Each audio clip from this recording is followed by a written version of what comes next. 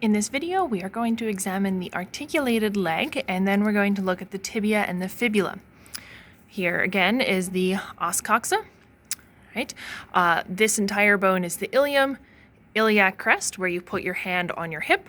Your hip points are your anterior superior iliac spine, pubis, pubic symphysis, obturator foramen. Acetabulum, which is the socket part of the ball and socket joint. The ball part of the ball and socket joint is the head of the femur, neck of the femur, greater trochanter. Note that this is on the lateral side and that the head and the neck are always going to be pointing medially. Okay, coming all the way down the femur, we can see the patella. We can see the lateral epicondyle, lateral condyle. Next, what I want to point out is how the tibia has two condyles as well. The lateral tibia of the condyle is going to articulate with the lateral condyle of the femur. Similarly, the medial condyle of the tibia is going to articulate with the medial condyle of the femur. Again, here's the patella.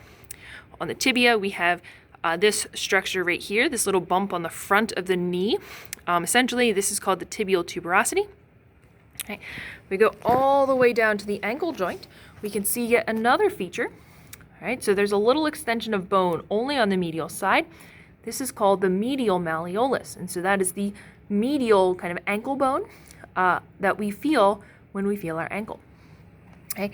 If there's a medial, chances are there's going to be a lateral. The lateral is actually in a different bone. That is this right here. This is the lateral malleolus of the fibula. Okay, and so the fibula is a smaller bone, bigger word. The tibia is a bigger word, or a bigger bone, smaller word. And we can see that there is essentially like the top of the T and the vertical portion of the T right here of the tibia. Again, a smaller bone here is the fibula. This epiphysis of the fibula is called the head of the fibula. Okay, so again, this is a right leg. Okay, and here are the bones in isolation. Again, this is the right side, so we can see the lateral condyle, medial condyle, and again, I'm talking about the smooth articular surfaces of the bone themselves. Okay, this right here is the tibial tuberosity, head of the fibula, lateral malleolus, medial malleolus, medial malleolus, lateral malleolus. Coming up the tibia and the fibula, tibial tuberosity, head of the fibula, and medial and lateral condyles. Okay.